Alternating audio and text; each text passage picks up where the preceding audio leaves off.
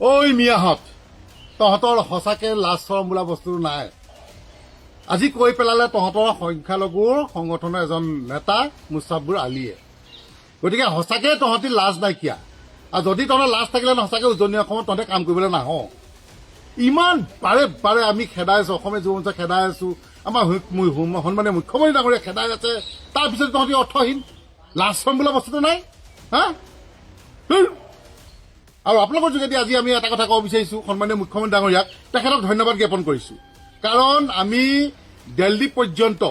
অবৈধ মিয়া বাংলাদেশ খেদাৰ কাৰণে আমি প্ৰতিবাদ কৰিছিলো আমি সংবাদ মেল দিছো আমি কাৰ্যসূচী লৈছো তাৰ প্ৰতি সঁহাৰি জনাই তাৰ প্ৰতি সন্মান জনাই আমাৰ সন্মানীয় মুখ্যমন্ত্ৰী ডাঙৰীয়াই যোৱাকালি যিটো এটা সিদ্ধান্ত ললে যেনেকে কৈ পেলালে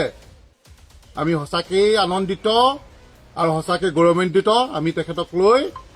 যি আশা দেখিছিলো যি সপোন দেখিছিলো সঁচাকে